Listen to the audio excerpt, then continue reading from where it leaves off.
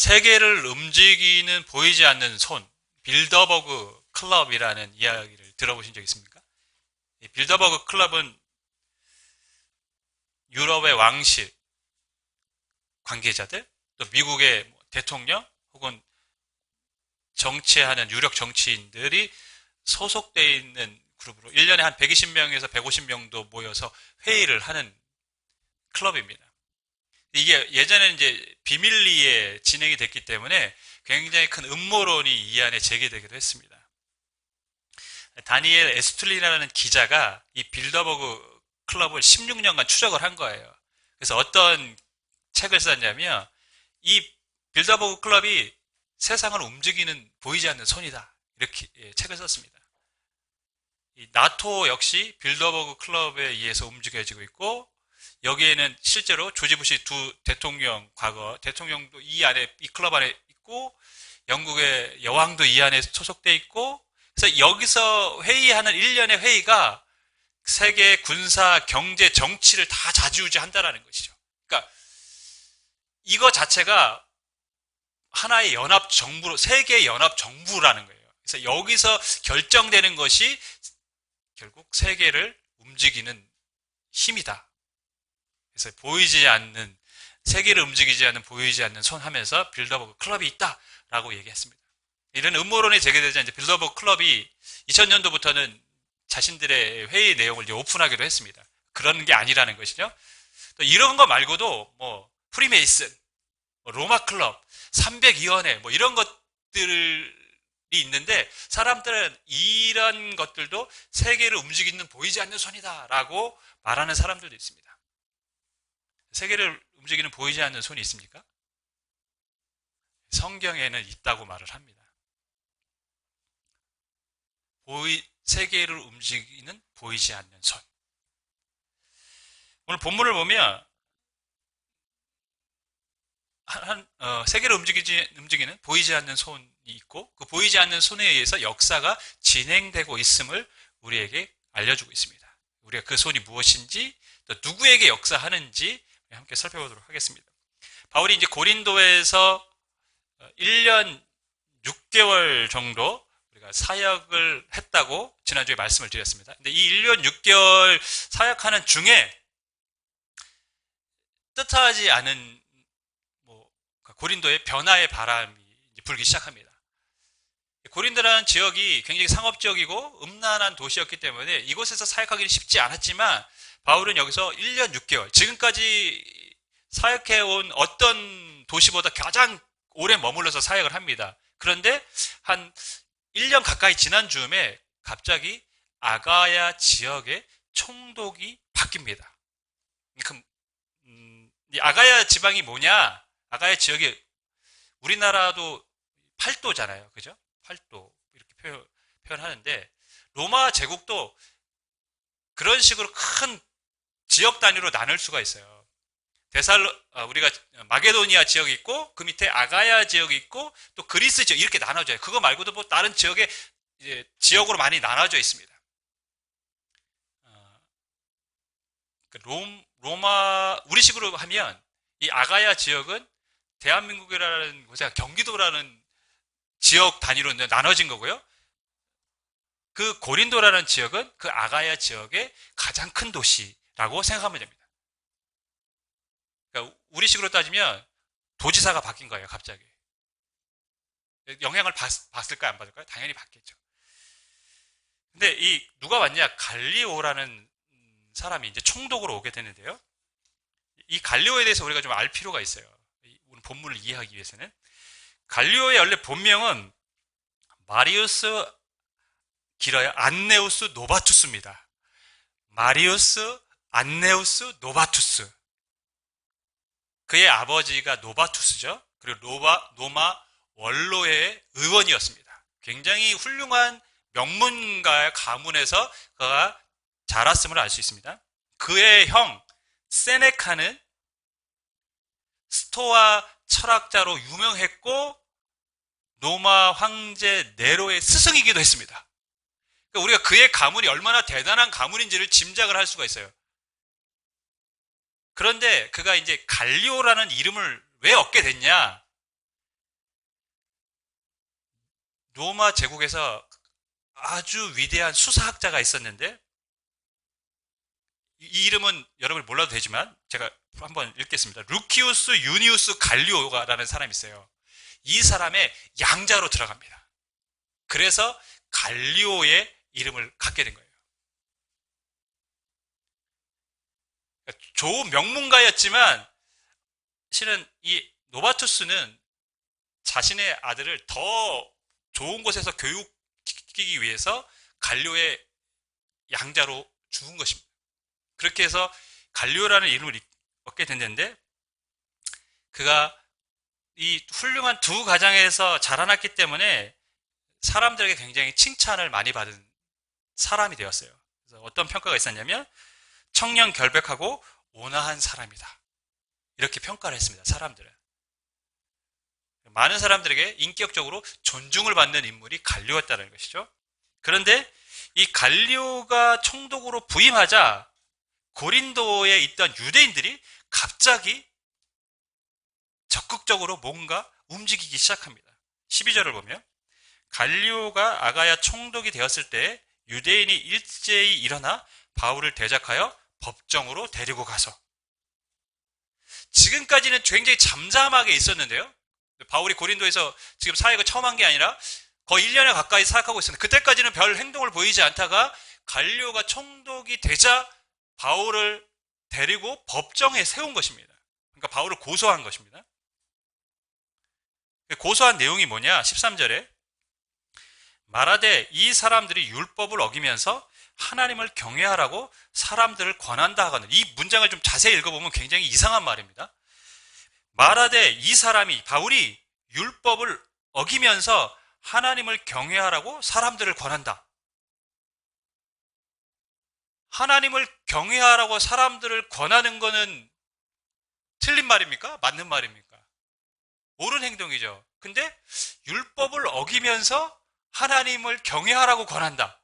굉장히 애매모호하게 지금 바울을 고소를 하고 있어요. 그러니까 즉 바울은 하나님을 경외하라고 말하는데 그는 실은 율법을 어긴 사람이다라는 것이죠.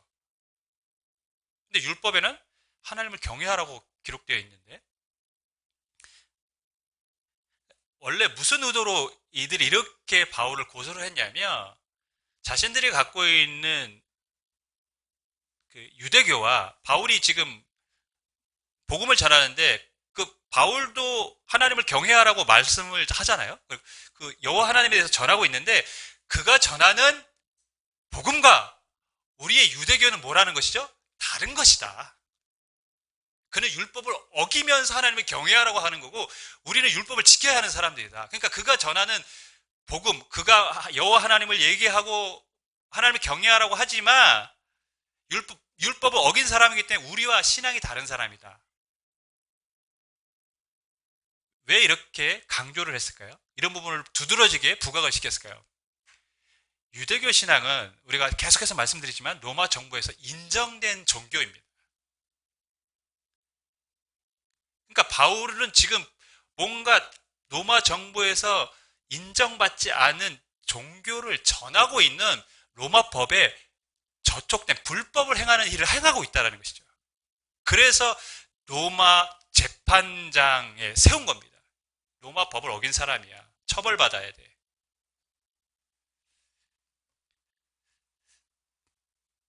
그런데 왜 굳이 이전 총독이 아니라 갈리오가 부임할 때 유대인들이 바울을 고소를 했을까요? 이게 처음 총독으로 부임하면 이 사람들에게 뭘 얻고 싶습니까? 잘 보이고 싶은 마음이 있어요. 그들의 마음을 사고 싶은 마음이 있습니다. 빌라도가 그랬어요. 빌라도도 사람들의 마음을 얻고 싶었어요. 그래서 예수님이 죄가 없다는 걸 알매도 불구하고 사람들이 요구하고 그들이 소동을 일으킬 것 같으니까 어떻게 했습니까? 예수님을 십자가형을 받도록 그렇게 재판을 했습니다. 그렇게 판결을 했어요. 유대인들은 지금 그것을 내심 노리고 있는 거죠. 이 사람도 우리가 막 적극적으로 요구하면 바울에게 좋지 않은 판결을 내릴 게 분명하다는 것이죠. 그것을 기대하고 지금 이들은 총독이 바뀌자마자 바울을 어떻게 한 겁니까? 고소해서 재판을 받도록 한 것입니다. 굉장히 지금 유대인들은 정치적인 지금 행동을 한 거예요. 나름대로는. 자기들 나름대로는 아마 이 재판 결과에 따라서 더 이상 선교를 하지 못하도록, 왜? 로마법에 저촉이 된 행동을 했으니까 선교를 못하도록 한다든가 아니면 바울을 추방시키다든가 옥에 가둔다든가 하는 뭔가 이런 판결을 기대했을 텐데, 그런데 갈리오는 전혀 뜻밖의 판결을 내리죠. 뭐냐면 사건 자체를 기각을 시켰어요. 이거는 내 재판할 내용이 아니야. 그냥 다 가버려. 14절부터 16절을 보면 바울이 입을 열고자 할 때 갈리오가 유대인들에게 이르되 너희 유대인들아 만일 이것이 무슨 부정한 일이나 불량한 행동이었으면 내가 너희 말을 들어주는 것이 옳거니와 만일 문제가 언어와 명칭과 너의 법에 관한 것이면 너희가 스스로 처리하라. 나는 이러한 일에 재판장 되기를 원하지 아니하노라 하고 그들을 법정에서 쫓아내니. 무슨 말이냐면 갈리오가 이게 로마 법상 뭔가 치안에 관련된 것이라든가 뭔가 그가 법률 위반을 했던 뭔가 행위가 있다는 거 하면 내가 재판하는 게 맞지만 내가 들어보니까 이 문제는 너희 종교 안에 언어적 문제인 것 같다. 그러니 나는 이 재판을 할 필요가 없다. 그러니까 가라. 다 쫓아낸 거예요. 여러분, 신천지가 이단이죠. 교회법으로 우리 다 이단으로 우리 규정을 했습니다. 근데 우리가 예를 들어서 신천지가 이단이니까 법원에 이 이단인 신천지를 활동 못하게 금지시켜달라고 하면 법원이 그걸 허가해 줍니까? 안 허가해 줘요. 그거는 교회법에 관련된 거지 국가적으로는 다 그냥 하나의 종교단체로 그냥 인식해 버리는 거예요. 지금 갈리오가 봤을 때는 지금 그렇게 보고 있는 거예요. 너희 언어적인 문제고 종교적인 문제지 이건 로마 법률에 저촉된 문제는 아니야. 근데 실은 이 판결이 굉장히 중요합니다, 여러분. 갈리오는 지금 바울이 전한 복음을 뭘로 인식했습니까? 유대교와 같은 것으로 인식을 하고 있는 거예요. 물론 다릅니다. 그죠? 다른데 갈리오가 봤을 때는 유대교와 같은 것처럼 보인다는 것이죠. 그 말은 뭐냐면 바울에게는 너무 유리한 판결이 되었다는 거예요. 왜? 바울이 복음을 전하는 것을 금할 길이 없어요. 유대교는 로마 법으로 인정된 종교니까 그걸 금할 수가 없습니다. 그러니까 바울이 앞으로 계속해서 선교 사역을 하고 로마 황제 앞에까지 가야 되는 그런 일들이 있고 나중에 로마라는 제국이 기독교를 받아들임에 있어서도 이 종교는 신흥 종교, 나라에서 인정하지 않은 종교가 아니라 이미 나라에서 인정한 종교이기 때문에 그들이 받아들이기 쉬웠다는 것이죠. 로마가 복음화되고 바울이 선교를 하는 데 있어서 아주 중요한 판결이 된 것입니다. 여러분, 갈리오가 의도적으로 이렇게 바울에게 유리한 판결을 했을까요? 그렇지는 않습니다. 그런데 갈리오의 판결은 선교 사역에 있어서 아주 어떻게 보면 복음이 역사하고 복음이 전해지는데 좀 길을 더 열어놓은 그런 판결이 될 수 있었습니다.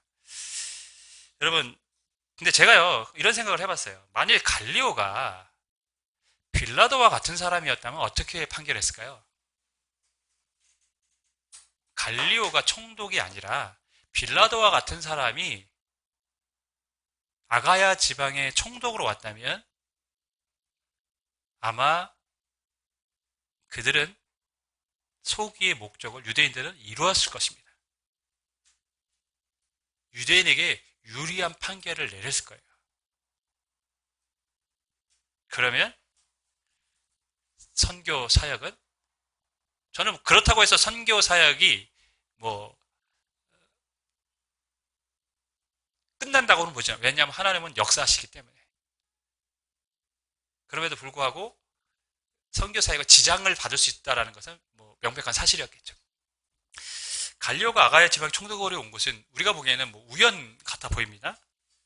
그러나 우리가 좀 더 큰 시각으로 보면 하나님은 이 복음을 로마까지 가게 하기 위해서 지금 갈리오란 총독을 아가야 지방의 총독으로 부르신 것입니다. 야곱이 형들에 의해서 팔려 애굽의 종이 됐을 때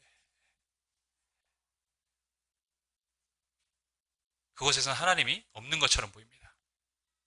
그러나 요셉을 애굽의 총리로 세우시고 그의 가족을 큰 민족으로 만드시려는 하나님의 계획이었습니다. 모세가 갈대 상자에 누워 나일강에 막 떠내려갈 때 그 갈대 상자 안에는 하나님이 없는 것 같습니다. 그러나 이스라엘 민족을 구원하기 위한 위대한 지도자 모세를 세우기 위한 하나님의 계획이었습니다. 예수님이 빌라도에 의해 십자가 처형을 받을 때 하나님은 예수님을 버리신 줄 알았습니다. 엘리 엘리 라마 사박다니 나의 하나님 어찌하여 나를 버리셨나이까. 그러나 그것은 인류 구원을 위한 하나님의 침묵, 계획이었습니다. 세상을 움직이는 보이지 않는 손이 있습니다. 하나님의 손입니다. 그 하나님의 손이 지금도 이 땅의 역사를 주장하고 계신 줄 믿습니다. 그리고 그 하나님의 손은 성경의 약속대로 의로운 오른손으로 자신의 백성들을 지켜주십니다. 실은 이 이후의 일이 바로 그것을 우리에게 알려줍니다. 판결 후에 유대인들이 되게 화가 났어요. 왜? 자신들이 원하는 목적을 이루지 못했으니까요. 그래서 어떤 집단적인 행동을 하냐면 17절을 보면 모든 사람이 회당장 소스데네를 잡아 법정 앞에서 때리되 갈리오가 이 일을 상관하지 아니하니라. 회당장 소스데네를 붙잡아서 총독 앞에서 막 폭행을 가한 거예요. 근데 회당장 소스데네 누구일까요? 회당장 그리스도가 예수님을 믿었어요. 그의 가족이. 그죠? 이전에 보면 우리가 지난번 말씀에 회당장 그리스도가 믿었어요. 그러면 회당장이 예수님을 믿었으니까 다른 회당장이 세워진 것인가? 아니면 회당이 컸기 때문에 회당장이 여러 명 있었던가? 우리는 잘 모릅니다. 어쨌든 간 이 소스데네 회당장 역시 사람들이, 유대인들이 화가 나서 폭행할 정도면 바울의 복음에 적극적으로 반응을 하거나 바울 편에 섰던 사람인 것은 분명합니다. 그렇기 때문에 이 사람을 끌어다가 어떻게 합니까? 총독 앞에서 폭행을 한 거예요. 이 굉장히 다분히 의도적인 행동을 지금 하고 있습니다. 왜 이런 일을 했을까요? 우리가 빌라도를 연상하면 딱 알 수 있어요. 유대인들이 다 들고 나서 십자가에 못 박으라고 막 소리치니까 빌라도가 그걸 두려워했거든요. 밀란 일어나면 어떡하지? 그래서 그들의 말 들어줬거든요. 마찬가지입니다. 자신들이 여기서 막 무력을 행사하고 폭력하면 갈리오가 혹시 마음이 변해서 다른 판결을 내릴 것 같으니까 지금 회당장 소스데네를 붙잡아다가 총독 앞에서 지금 폭행을 가한 것입니다. 근데 갈리오가 어떻게 합니까? 이 일에 상관하지 않았습니다. 왜 상관하지 않았을까요? 너희들 종교적인 문제라는 것이죠. 종교적인 문제니까 나는 관여하지 않겠다는 것입니다. 뭐 갈리오가 정의롭지 못한 사람이다 이걸 얘기하는 것이 아니라 갈리오는 어떤 폭력적인 협박에도 흔들리지 않았다는 것이죠. 저는 그것이 어떻게 보면 그의 가문의 영향일 수도 있다고 봅니다. 아주 유력한 가문이에요. 그러니까 그는 그 자리에 연연할 필요가 없는 사람인 거죠. 빌라도는 자리에 연연하니까 마음이 흔들리는데 갈리오는 거기에 연연할 필요가 없어요. 왜? 너무나 훌륭한 가문에서 있기 때문에. 그래서 정도를 걷는 거예요. 근데 저는 이걸 보면서 한번 생각해 볼 것이 있다. 그게 뭐냐면 유대인들이요. 지금 자신들의 유대적인 법안에서 누군가를 태형 혹은 매질을 가할 수 있는 권한이 있어요. 그러니까 회당장도 그렇게 하는 거 아닙니까? 심지어 총독 앞에서도 할 수 있어요. 그런 힘과 권력이 있는 사람들이에요.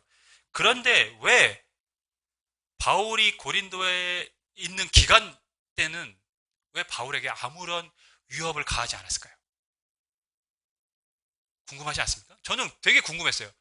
아니, 총독 앞에서도 이 정도의 힘을 과시할 수 있는 사람들이라면 바울을 끄집어다가 뭔 해코지를 했어도 몇 번 했을 것 같은데 왜 바울이 선교 활동을 했을 동안에는 아무런 행동도 하지 않았을까?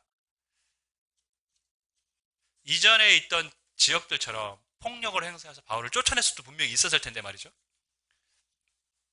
왜 그랬는지에 대해서는 실은 성경이 말씀을 하지 않습니다. 알 길은 없어요. 그러나 우리가 알 수 있는 거 하나는 하나님의 약속이 있었다는 것이죠. 실은 바울이 두려워했습니다. 바울 안에 두려움이 있었어요. 그죠? 바울 안에 두려움이 있었습니다. 인간이기 때문에 용감하고 씩씩하고 담대할 것만 같았지만 그 안에는 늘 두려움이 있었던 것이죠. 돌에 맞아 죽을 뻔한 경험도 있었는데 그 고통이 얼마나 컸겠습니까? 매질을 당해 옥에 갇혀 있을 때도 있었는데 그게 얼마나 힘들었겠습니까? 그러한 고통이 바울에게, 두려움이 바울에게 있었어요. 그래서 하나님이 어떻게 하십니까? 두려워하지 말라. 담대하게 말씀을 전해라.